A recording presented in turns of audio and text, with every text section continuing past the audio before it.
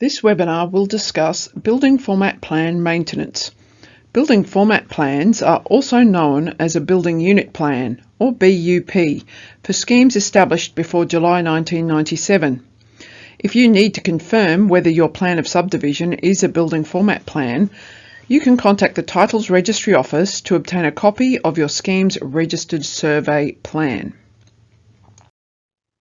The topics that will be covered in this webinar will be maintenance overview and exceptions, what types of buildings can be a building format plan, how to determine the boundaries, responsibility for parts of the building, and owner's maintenance responsibility. The information is applicable to all the regulation modules in this webinar. As a general guide, usually the common property maintenance is the responsibility of the body corporate, while maintenance of a lot is mostly the responsibility of an individual owner. There are three main questions that an owner or committee need to ask if they wish to confirm whether the body corporate is responsible for carrying out maintenance work. Does the maintenance relate to the scheme's common property? Is the maintenance one of the additional maintenance responsibilities of the body corporate that may not be part of the common property? If the answer to either of these questions is a yes, do any exceptions apply to prevent the work from being a body corporate responsibility?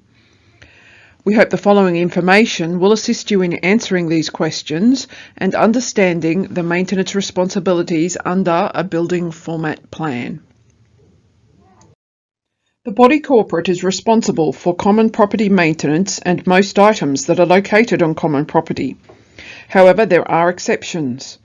The body corporate is responsible for common property utility infrastructure, gardens, trees, mowing of lawns, roads and driveways on common property, fences around the boundary of the whole of the scheme's land, pools, spas, saunas or other buildings or structures located on common property. The exceptions are owners are responsible for maintaining certain items even if they are located on common property. This includes devices providing utility services to only one lot. Exclusive use bylaws over common property areas can make an owner responsible for maintenance. And owners must maintain their own improvements to common property in most cases.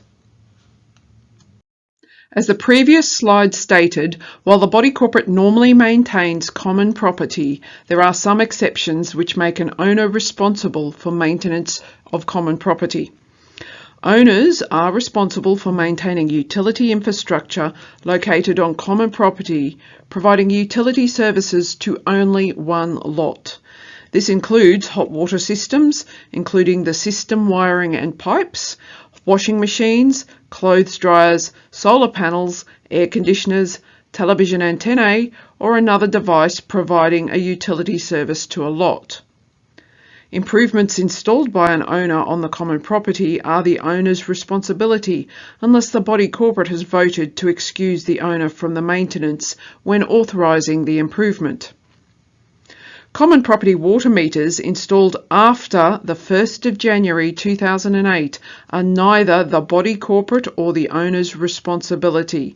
They are the property of the service provider. If there are exclusive use bylaws recorded over common property, the wording of the bylaw can change the non-structural and structural maintenance responsibilities for common property areas. For example, painting outside walls or doors and windows in a boundary wall become the owner's responsibility to maintain unless the bylaw wording specifically states otherwise. If a private yard is marked on a building format plan, it makes the land part of the owner's lot. The usual wall boundaries in the plan are changed from the walls to the survey pegs in the ground. This means that the walls are no longer a boundary structure and changes wall maintenance responsibilities. The owner becomes responsible for windows, doors, non-structural maintenance of the wall like painting. The land within the boundaries marked on the survey plan is part of the owner's lot and mostly the owner's responsibility to maintain. Exceptions for maintenance within the owner's boundaries may be common property utility infrastructure and structural maintenance of essential supporting framework or load-bearing walls. The owner is responsible for most of the maintenance inside the boundaries of the lot. This includes owner's utility infrastructure, the gyprock, plasterboards, skirting boards and painting, any fixtures and fittings installed for the owner's benefit, waterproof membranes in wet areas and shower trays, windows, doors and associated fittings that are not located in a boundary wall, and floor coverings such as tiles, carpet, lino or floating wooden floors. The body corporate is responsible for various elements of the building inside the boundaries of the lot. These include common property infrastructure, essential supporting framework and load-bearing walls, foundations, roofing structures and roofing membranes providing protection for common property and lots, windows and doors and associated fittings located in boundary walls, and balustrades and railings on the boundary of a balcony. We have already mentioned some of the parts of the building that remain the body corporate responsibility, even inside the lot boundaries. Common property utility infrastructure includes pipes, wiring, cables, phone lines and drainage, for example. The responsibility for utility infrastructure located inside a lot depends on whether it meets the 3 requirements in Section 20 of the Act. Any utility infrastructure that does not meet all 3 requirements stays common property, unless it was an owner's improvement. The body corporate must maintain all common property utility infrastructure in good condition. Fixtures and fittings installed within the lot boundaries by the owner for the owner's benefit remain the owner's responsibility. Any type of building can be registered under a building format survey plan.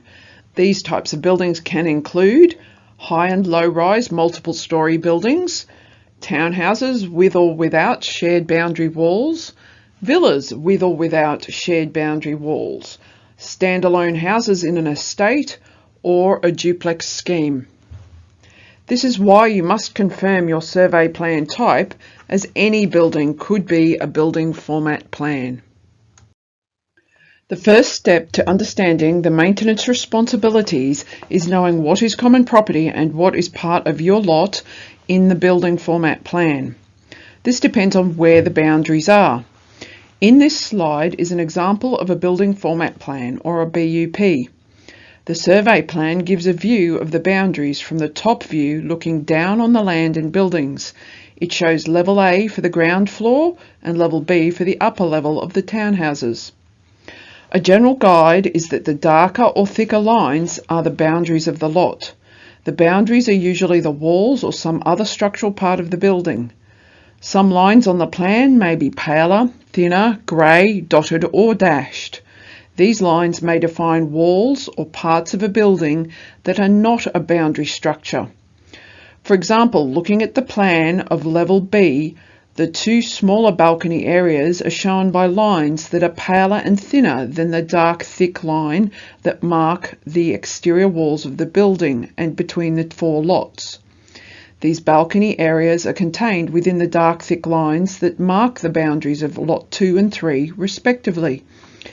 This means that the smaller balcony areas are part of those lots and are not part of the common property.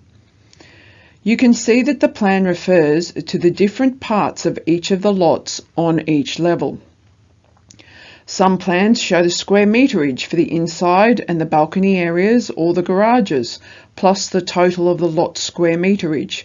This can also be handy to determine what parts of the building are part of the owner's lot if the lines are not clear, particularly on older plans.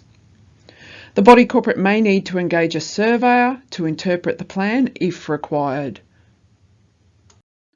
This is an example of a 2-story townhouse under a building format plan, showing the boundaries from a side view. Note that this is only a guide to assist you in understanding where the boundaries may be located. The boundaries in a building format plan are the centre of the floor structures, the wall structures, and the ceiling structures. The boundaries are usually the outer face of the balustrading or railing.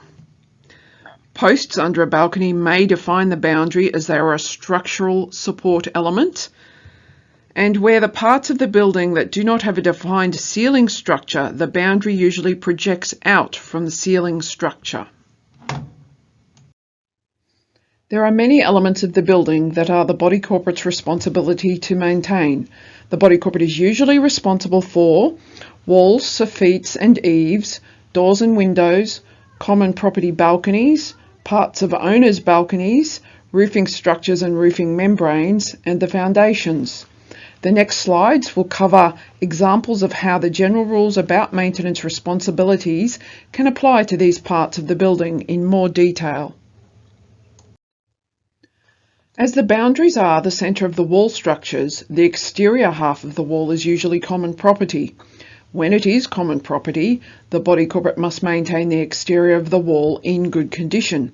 This can include non-structural types of maintenance, such as painting or fixing cladding or render. Soffits and eaves would usually be outside the boundaries of the lot and are generally body corporate responsibility to maintain. The body corporate must maintain in a structurally sound condition the structural elements of the common property and the structural maintenance inside the lot.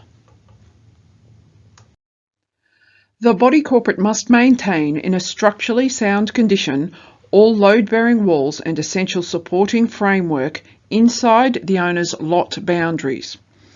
The legislation does not differentiate between a common wall, which we call a boundary structure, or a partitioning wall. These are walls located inside the lot boundaries. The supporting framework or load-bearing parts of any of the walls usually remain the body corporate's responsibility to maintain. The owner is generally responsible for non-structural maintenance of walls inside their boundaries. Remember that the inside half of the boundary wall between two lots, or the lot and common property, is inside the owner's lot. Non-structural maintenance of the part of the wall inside the boundary can include maintaining the gyprock or plasterboard if it gets cracked, or painting the internal walls. Cracks in walls are usually the owner's responsibility to maintain. All buildings move over time and cracks can appear at any time. Cracks do not automatically mean that the building is in a structurally unsound condition. If an owner believes the cracks are the body corporate's responsibility, the owner must demonstrate that the cracks are caused by structural issues and that the body corporate has not maintained the building in a structurally sound condition under the requirements of Section 180 of the Standard Module. Doors and windows and the associated fittings are the body corporate's responsibility if they are located within the boundary wall between the lot and common property. Associated fittings can include garage door motors, auto closers, locks and hinges, fly screens or security screens if they were installed by the builder. Owner's improvements to doors and windows are the owner's responsibility to maintain. Any doors or windows in a wall that is not a boundary structure and are inside the boundaries of the lot would usually be the owner's responsibility to maintain. Here is a diagram to clarify the responsibilities for doors and windows. In the plan we showed earlier, you can see the thicker lines are the boundaries and the thinner line is not a boundary. The doors or windows marked in red are located in a boundary wall between the lot and a common property balcony. They are the body corporate's responsibility. The doors marked in green are located in a wall that is within the boundaries of the lot. Note that the line is thinner than the boundary lines on the plan, showing that the wall is not a boundary wall. The doors leading to the balcony that is part of the lot are the owner's responsibility. The whole of the balcony would usually be the body corporate's responsibility if the balcony is located outside the lot boundaries as it is part of common property. If the balcony is part of the lot, in other words, it is within the boundaries shown on the survey plan, then the body corporate is responsible for the maintenance of only parts of the balcony. This includes balustrades or railings on the boundaries, roofing membranes if the balcony provides protection to lots and common property below, and structural maintenance of the slab, joists or other supporting framework.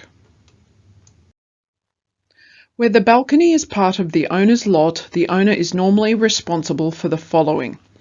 The walls inside the balcony are part of the lot, so painting inside the balcony is usually the owner's responsibility.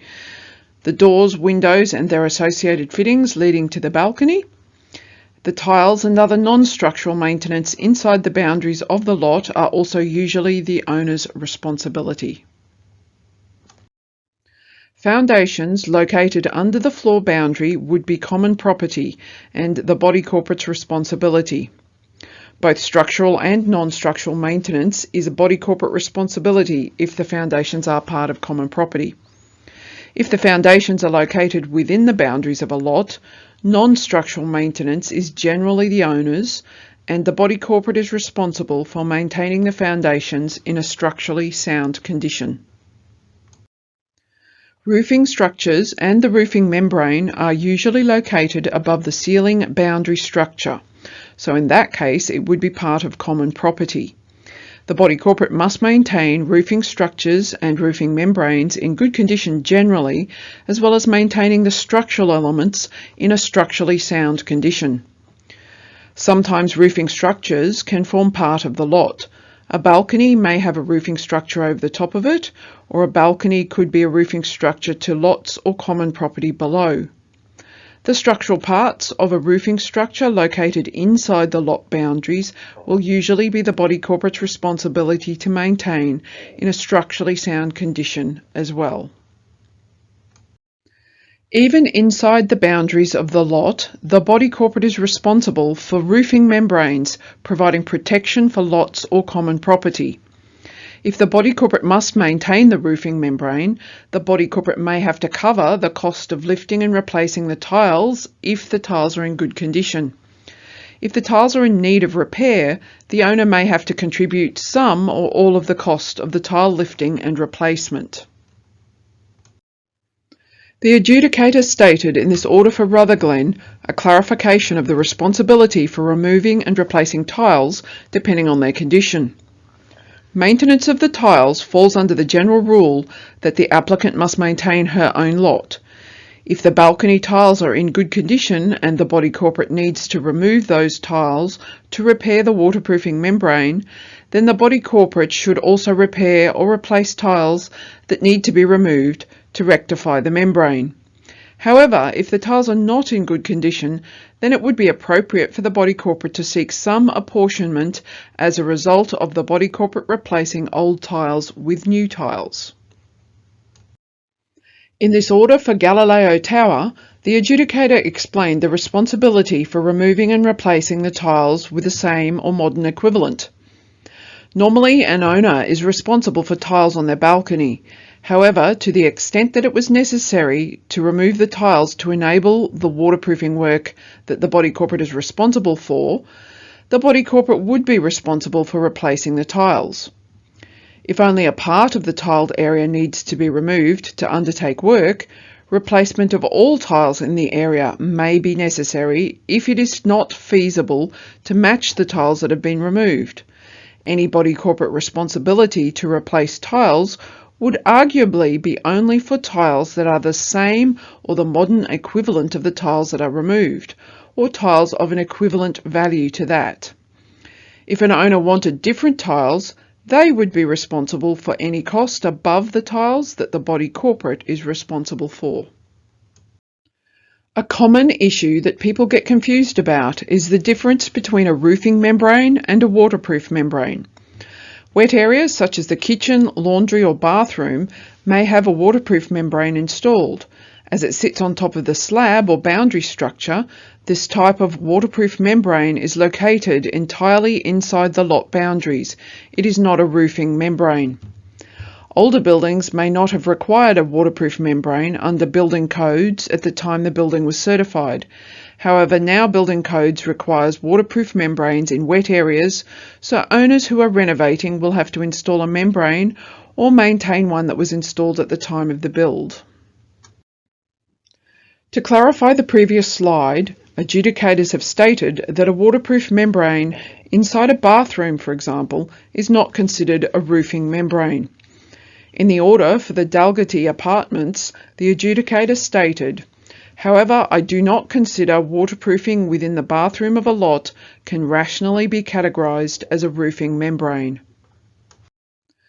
To summarise, the owner's responsibilities for maintenance inside the lot boundaries includes, but is not limited to, painting and plastering, flooring, for example tiles, carpet, floating wooden floors or lino, doors and windows not in a boundary wall, fixtures and fittings, for example kitchen cupboards, vanities, toilets, shower screens and shower trays, and utility infrastructure that services only that lot and is inside the boundaries and is not within a boundary structure.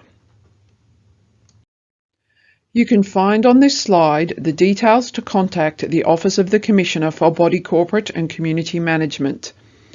If you need to check if your body corporate scheme is registered as a building format plan, or you want a copy of your community management statement containing the bylaws, please contact Titles Registry on 1300 255 750.